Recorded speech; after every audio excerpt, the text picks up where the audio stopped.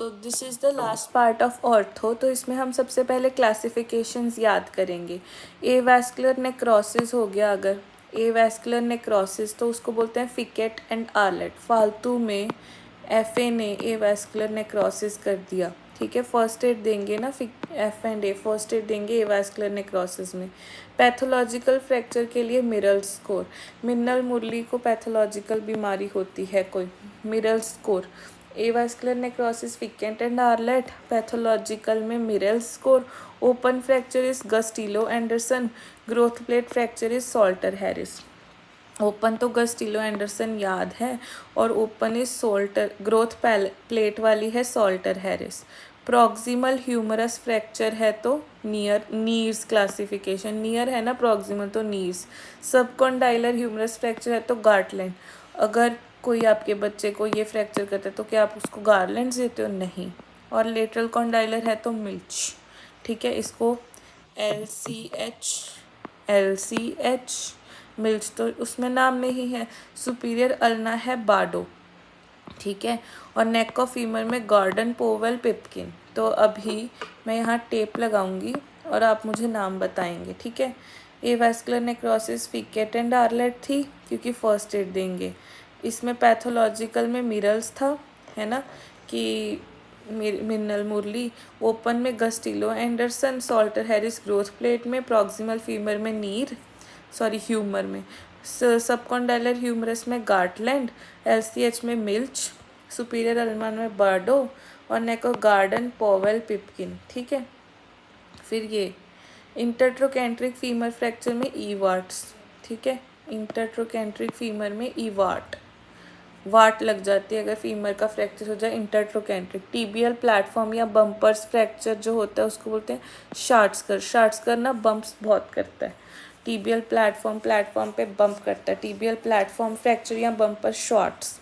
Sacrum में Denis में S, sacrum में एस। एसिटाब्यूलर में जूडेट, ये टी और एस से, acetabular Judet, sacrum Denis. Pelvic ring is Young Burgess pelvis. Aviator या टैलेसिस हॉकिंस, एविएटर या talus is Hawkins. Ankle is Denis Weber. Chance fracture Denis columns, chance fracture Denis column, Denis Weber ankle. Osteoporosis DEXA scoring, T score Z score. और DDH में graph, giraffe में alpha कम होता है beta ज़्यादा, ठीक है। अब देखो ये एवास्कुलर नेक्रोसिस की स्टेजिंग का था FA Ficat and Arlet. Pathological था मिरल्स। ओपन था Gustilo Anderson. Growth plate Salter Harris. Proximal humerus में था, क्या था ये तो हम भूल गए। SCH में गार्टलैंड, ये LCH में मिल्च। सुपीरियर अल्ना में बार्डो, ये गार्डन पोवेल पिपकिन।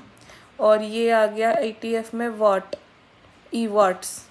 और सॉरी ये टीबियल प्लेटफॉर्म बम्पर में काट्सकर।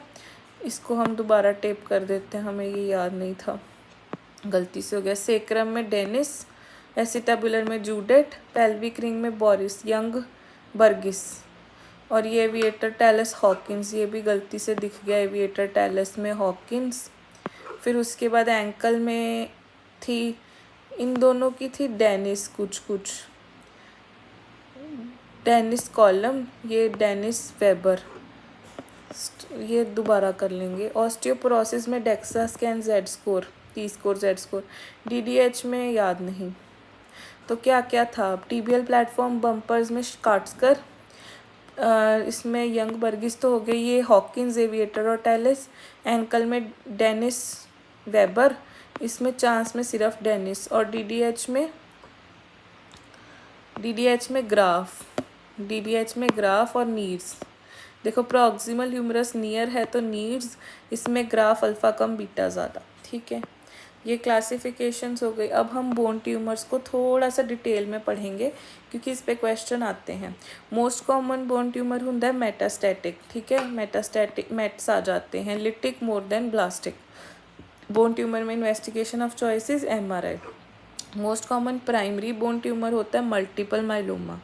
और बिनाइन होता है ऑस्टियोकॉन्ड्रोमा, ठीक है। Most common benign is osteochondroma and primary is multiple myeloma. True benign bone tumor is osteoid osteoma. See, osteochondroma includes cartilage. If true bone is asked, then it is osteoid osteoma. Most common radiosensitive is Ewing sarcoma and radioresistant is osteosarcoma. So radiation induced is also osteosarcoma. Chemosensitive is Ewing sarcoma, chemoradiosensitive, and resistant and origin is because of radio is osteosarcoma. Most common mets are to lungs and most common bone to bone mets are seen in Ewing sarcoma and osteosarcoma. ठीक है, अब आ गए हम location और as के basis पे. 0 to 20 years, okay, 20 to 40 and more than 40. So in young children it is simple bone cyst, aneurysmal bone cyst, osteosarcoma and Ewing's sarcoma. Ewing's sarcoma, osteosarcoma, simple and aneurysmal bone cyst. 20 to 40 is giant cell tumor. More than 40 is METS, multiple myeloma, chondrosarcoma, Paget's and radiotherapy. See, Ewing sarcoma is like this. तो इसमें था EOS, AEO, ठीक है, ABC Ewing's osteosarcoma. So this is METS and multiple myeloma क्योंकि malignancy है. बस chondrosarcoma याद रखना, इसमें ऑस्टियो था, इसमें chondro, Paget's और radiotherapy induced. So now aggressive versus non-aggressive is based on type of destruction, zone of transition, cortical integrity, periosteal reaction and soft tissue. So अच्छा, अब हम लोकेशन के बेसिस पे भी देखना चाहते हैं तो ये होते हैं. See, you learn only diaphysis and epiphysis, rest is metaphysis. So how do we learn them? Epiphysis is chondroblastoma, giant cell tumor, बस, and these bone tumors. See, chondroblastoma, I'll highlight them.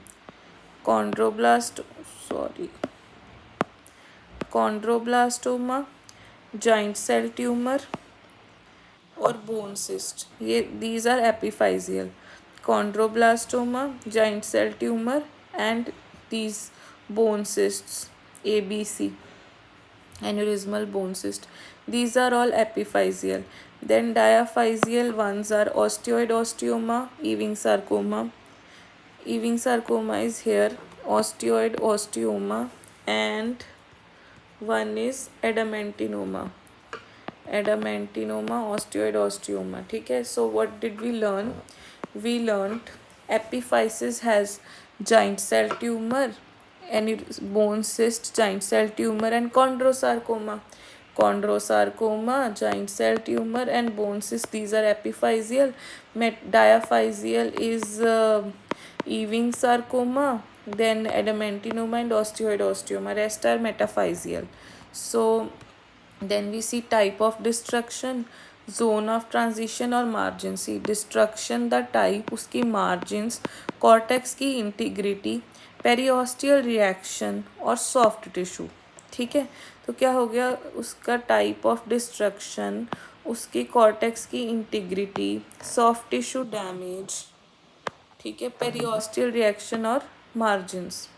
Type of destruction, margins, ठीक है, type of destruction, margins, cortical integrity, periosteal reaction and soft tissue. So this is benign, geographic. This is aggressive, moth eaten. This is permeative. Here we see this is solid, periosteal reaction. This is lamellated, यानी onion peel. This is spiculated and this is Codman's triangle. These are aggressive. Okay, benign is geographic. Now we see epiphyseal tumor was chondroblastoma or Codman's tumor.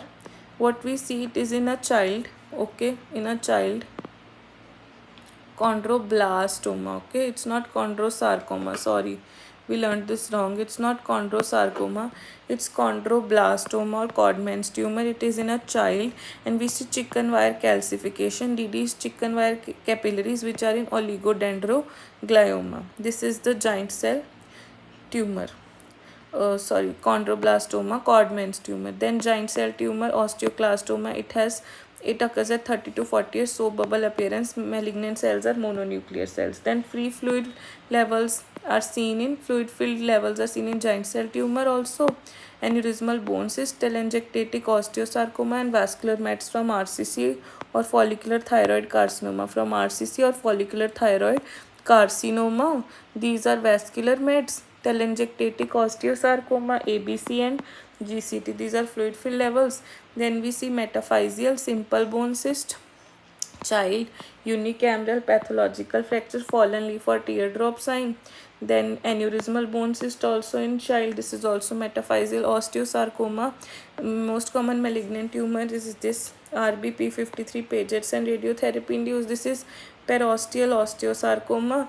This is myositis ossificans, metaplasia muscle to bone due to massage in subcondylar humerus fracture. Most common is brachialis. Then diaphyseal is osteoid osteoma. This cortical based tumor. Investigation of choice NCCT, nocturnal pain relieved by NSAIDs. Treatment is radiofrequency ablation of nidus. Ewing sarcoma mimics inflammation, fever, redness, ESR. Small round blue cell tumor, translocation 1122, CD19 and MIG2. And adamentinoma is in tibia. Then miscellaneous is osteochondroma. This is exostosis. Investigation of choice MRI. This is cartilage cap. If it is more than 1.5 centimeter, it becomes chondrosarcoma. Treatment is extraperiosteal resection. This is enchondroma is this. This is Olliers and this is Maffucci. See, this is Maffucci and this is Olliers. If it is black inside, it is Olliers. If it is whitish, then it is Maffucci's. In this hemangioma is present. Then this is fibrous dysplasia, Shepard-Crook deformity, Chinese letter pattern. McCune-Albright syndrome has this, called precocious puberty, cafe au lait spots, cafe on coast of Maine. And mesoboard is myxoma. Then this is chondrosarcoma, elderly, pelvis scapular, ring and arc calcification. This is osteoblastoma vertebra, most common. This is osteoblastoma vertebrae, most commonly affected. This is intracranial lipoma, intracalcaneal lipoma. This is hemangioma. Here we have most common benign spine, polka dot appearance, jail bar or corduroy cloth appearance. Then management, osteosarcoma and chondrosarcoma surgery plus minus neoadjuvant chemotherapy. Ewing is chemo and radio. Then this radiofrequency ablation is osteoid osteoma. Resection is for osteochondroma. Okay, simple curettage is simple bone cyst. Then extended curettage for KHFD, chondroblastoma, aneurysmal bone cyst, giant cell tumor, enchondroma and fibrous dysplasia.